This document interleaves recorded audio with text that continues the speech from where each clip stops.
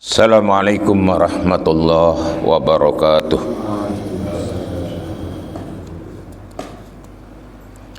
Bismillahirrahmanirrahim. Alhamdulillahilladzi hadana lihadza wa ma kunna linahtadiya laula an hadanallah. Asyhadu an la ilaha illallah wahdahu la syarikalah wa asyhadu anna Muhammadan abduhu wa rasuluh. Qala Allah Ta'ala fi kitabihil karim, a'udzubillahi minasyaitonir rajim. Laisal birra an tuwallu wujuhakum qibalal masyriqi wal maghrib, walakinnal birra man amana billahi wal yawmil akhir wal malaikati wal kitabi wan nabiyyin wa atal mala ala hubbihi dzawil qurba wal yatama wal masakin wa ibnas sabil wasailina wa fir riqabi wa aqamas salata wa ataz zakata wal mufuna bi ahdihim idza ahadu was-sabirina bil ba'sa'i wad dharra'i wa hinal bas ulaika alladzina sadaqu wa ulaika humul muttaqun. Sadaqallah. Bapak Ibu jamaah salat subuh yang dimuliakan Allah Subhanahu wa taala, alhamdulillah kita bersyukur kehadirat Allah. Subuh hari ini kita hadir di dalam masjid yang mulia ini dalam rangka melaksanakan ketaatan kita kepada Allah. Dan subuh hari ini kita akan bahas satu ayat di dalam surat Al-Baqarah ayat 177. Ayat ini berbicara tentang pokok-pokok kebajikan. Ya, siapa sih orang baik itu menurut Al-Quran? Ya. Karena apa ayat ini turun, hadirin sekalian? Berkaitan dengan beberapa sahabat Nabi sallallahu alaihi wasallam, antara lain ayat ini turun diriwayatkan oleh sahabat Nabi namanya Qatadah radhiyallahu an, bahwa orang ahli kitab terutama Yahudi dan Nasrani sering saling mencela. Saling mencela. Apa yang dicela? Karena si Yahudi sholatnya menghadap barat, kemudian Nasraninya menghadap timur. Lalu mereka sering bertengkar, yang terbaik itu menghadap ke barat. Dipotong sama Nasrani ahli kitab ini yang baik ke timur. Demikian juga riwayat lain dari Ibnu Jarir, Ibnu Jarir mengatakan bahwa kata RA ini berbicara tentang ayat ini juga berbicara tentang pokok-pokok kebajikan. Jadi Allah itu menjawab pertengkaran dua ahlul kitab ini, bahwa orang baik tidak semata-mata menghadap ke timur atau ke barat. Kalau hanya menghadap saja tanpa beriman, tanpa yakin pada hal-hal yang disebut itu, bukanlah orang baik dan bukanlah pokok kebajikan. Bukanlah pokok kebajikan. Nah, dengan demikian maka ayat ini berbicara tentang albir. Albir artinya kebajikan atau kebaktian. Jadi pokok-pokok kebaikan dan kebaktian itu disebutkan di dalam ayat ini.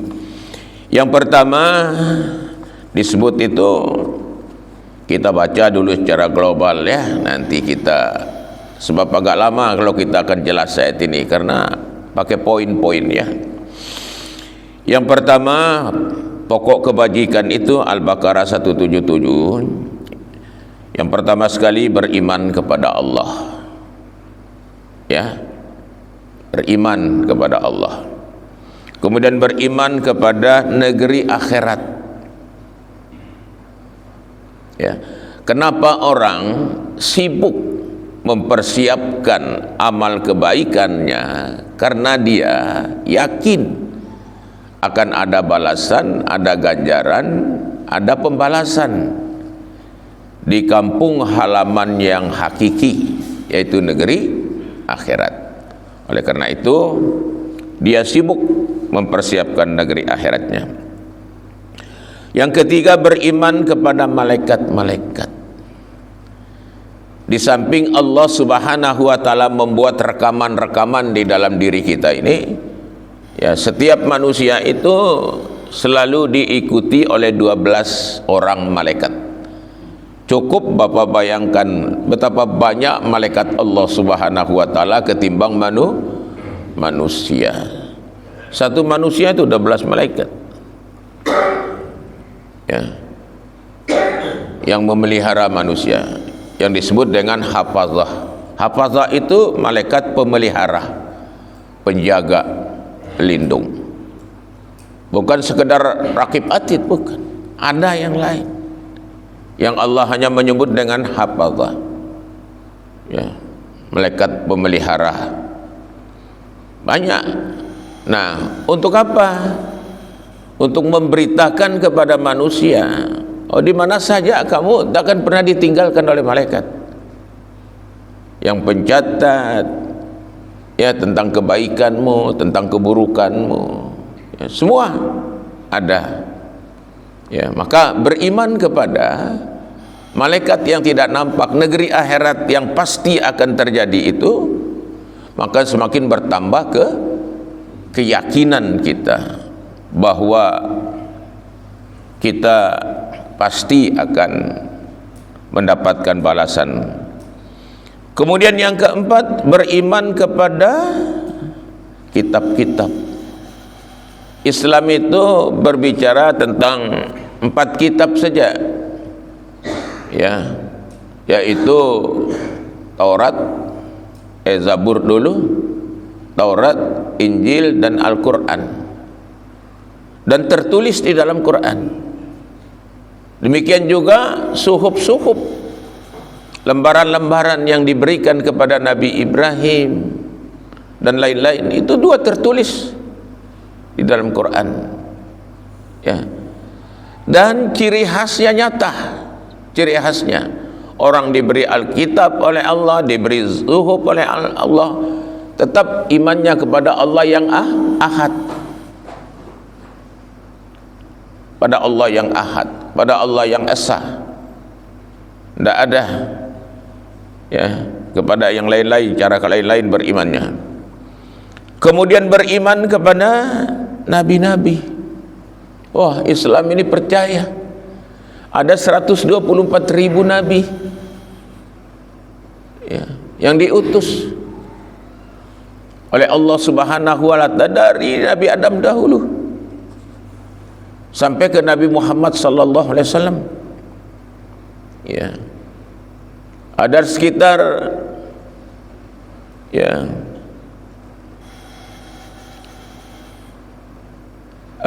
nabi yang disebut oleh Al-Quran hanya 25, ya. Rasul-rasul, ada ulul azmi di dalam Quran, ya. Kemudian memberi harta yang dicintai kepada kerabatnya. Nah, ya. Jadi kalau mau bersedekah itu terutama kepada keluarganya, ya, yang baik-baik dikasih sebagai nafkah atau sebagai tanggung jawab lain. Harus yang terbaik, yang kamu cintai hartamu, yang kamu senangi, ya, yang kamu senangi. Kemudian beriman berbuat baik kepada anak-anak yatim. Ini pokok kebajikan, ya. Nanti juga kita bicara siapa anak yatim, bagaimana anak yatim, ya. Kemudian kepada orang-orang miskin, ini pokok kebajikan kalau kita ingin mempersiapkan negeri akhirat kita, ya. Kemudian kepada musafir yang butuh pertolongan, ya, musafir yang butuh pertolongan, ya. Al-Baqarah ini pokok-pokok kebajikan. Ya. Musafir yang butuh pertolongan, walaupun dia kaya di negerinya, kalau dia dapat kesulitan, muskilah di tempat daerah yang dia datangi, lalu terjadi kesukaran, tidak ada belanja untuk kembali pulang dan lain sebagainya, maka pemerintah Islam dahulu itu membiayai mereka dalam sejarah, ya, membiayai mereka. Nah kemudian ya, berbuat baik luar kepada siapa? Ya, kepada peminta, orang yang meminta. Ya, orang meminta itu, bapak, ibu-ibu, ditulis di dalam Al-Quran, ada para peminta. Nah, lalu sikap kita bagaimana? Sikap kita, kalau tidak ada, kita katakan maaf, tidak ada, saya tidak bisa membantu ibu. Ya, kita katakan seperti itu, karena tidak boleh mengusir atau memberi perkataan-perkataan yang buruk, karena ada sandingan dalam Quran. Pada Al-Baqarah itu kan, qaulun ma'rufun wa maghfiratun khairum min shadaqatin yatba'uha adza. Qaulun ma'ruf, perkataan yang baik, yang mulia. Wa maghfiratun, dan pemberian maaf. Khairun min shadaqatin, lebih utama dari sedekah. Yatba'uha adza, memberi tapi diiringi dengan perkataan yang bisa membuat hati orang tergores. Ya, oleh karena itu, ya, mereka-mereka ini disebut dalam Al-Quran sebagai pokok-pokok kebajikan seorang mukmin kalau mau berbuat baik. Ya. Kemudian kepada hamba sahaya. Nah, hamba sahaya ini dulu, budak itu Pak ya, budak amat itu, budak. Dahulu sebelum Rasulullah SAW datang, perbudakan itu sudah ada. Ya, setelah Nabi hadir menjadi Nabi, semua budak-budak itu dimerdekakan dan dibebaskan.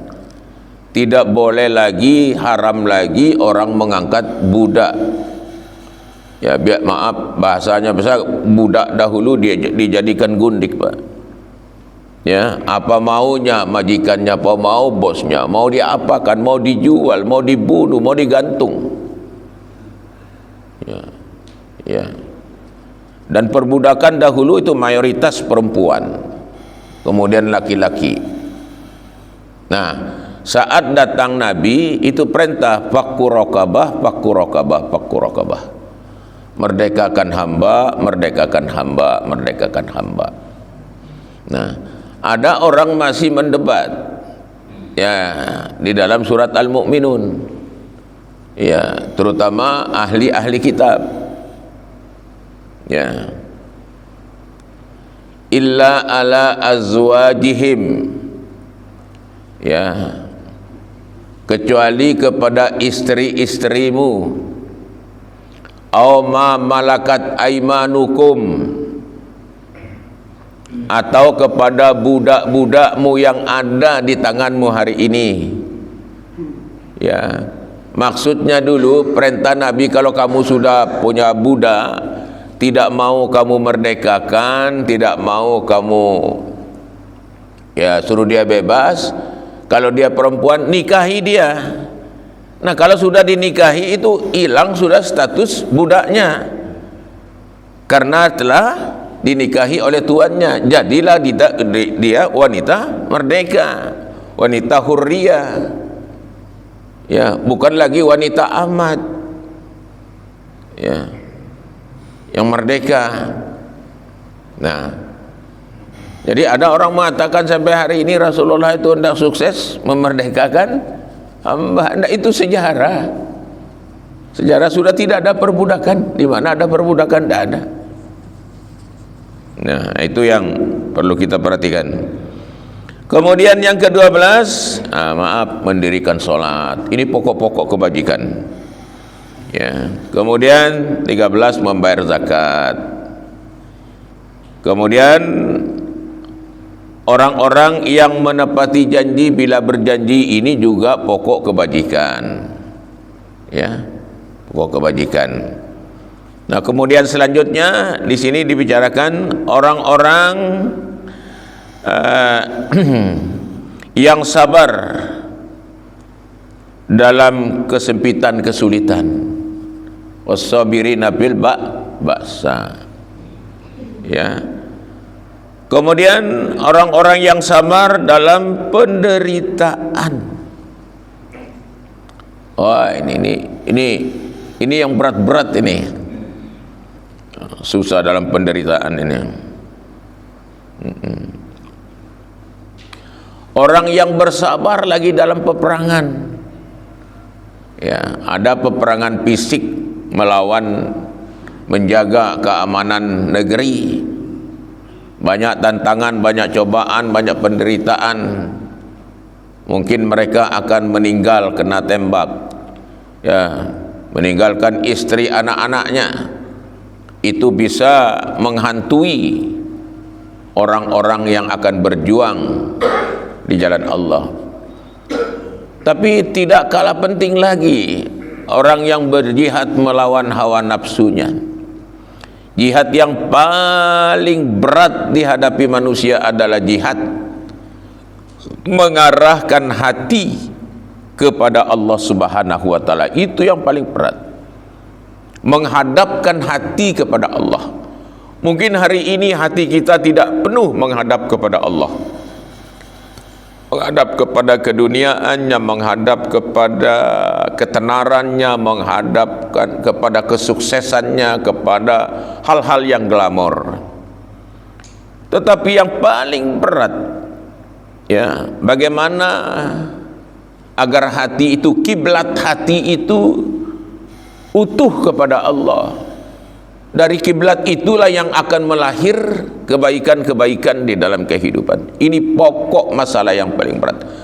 Maka dia disebut besar oleh Nabi, jihadun nafs. Adalah jihad melawan hawa nafsu. Dan hadis ini sahih kedua-duanya. Sumbernya dari Muawiyah bin Abu Sufyan, sekretaris Nabi. Ya. Karena memang berat. Apalagi untean lain Allah sebutkan dalam surat Ali Imran, zuina linnas hubbus syahawat minan nisa wal banin wal qanatiril muqantarah minadh dhahabi wal fiddah wal khailil musawwamati wal an'ami wal haras dzalika mataul hayatid dunya wallahu husnul thawab. Itu lebih berat lagi karena Allah menghiasi itu. Nah, maka Allah Subhanahu wa taala mencintai, memuliakan orang yang hatinya bisa dia ikhtiarkan dari berkiblat kepada dunia ansih lalu berkiblat kepada Allah utuh, totalitas. Insya Allah dia akan selamat hidup di dunia dan di akhirat. Orang seperti inilah yang disebut oleh hadis yang pernah saya sampaikan itu. Ya, hadis riwayat Imam Tirmidzi dari Anas ibn Malik yang mengatakan akhriju minan nar man zakarani yauman aw khafani, ya, maqamin. Keluarkan seluruh manusia yang ada di dalam api neraka ini yang sesaat, ya, pernah zikir hatinya dan mengingatku, dan satu saat dia takut kepadaku dalam semua hal kehidupannya. Begitu hebatnya, begitu mulianya. Ya. Kemudian yang terakhir adalah, ya, orang-orang yang beriman, itulah orang yang benar imannya kepada Allah dan benar-benar bertakwa kepada Allah. Ulaika humul mu'minuna haq, ya. Mereka lah yang benar imannya kepada Allah Subhanahu wa taala. wa ulaika humus shadiqun. Dan itulah mereka yang benar-benar ahli tasdik, ahli kebenaran. Sekitar ada 19 ya pokok-pokok kebajikan di dalam Al-Baqarah 177. Nah, ini hanya saya sampaikan secara global. Nanti kita mulai dari nomor pertama, beriman kepada Allah Subhanahu wa taala, ya. Ingat, Allah tidak mempersulit keimanan untuk memahaminya. Tidak. Hanya menjadi sulit ketika cara beriman kepada Allah itu diramu oleh otak, oleh filsafat, oleh macam-macam. Ya, itu yang harus kita jaga. Ya, filsafat itu sebenarnya hanya sebagai alat. Ya, sebagai alat. Alat apa? Alat untuk membantu logika, membantu pemikiran. Ya.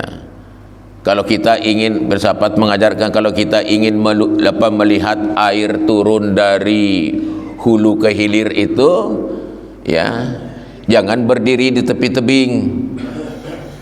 Ya. Kalau berdiri di tepi tebing, nanti kelihatan airnya itu dari hilir ke hulu naik ke atas. Itu namanya partikel.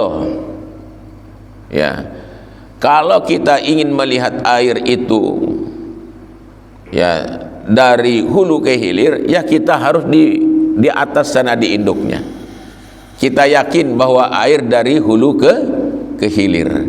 Nah, ketika kita menemukan ada kenyataan bahwa air itu ada yang mengalir, kelihatannya itu namanya partikel parsial itu. Bukanlah dalil, bukanlah paten dia. Ya.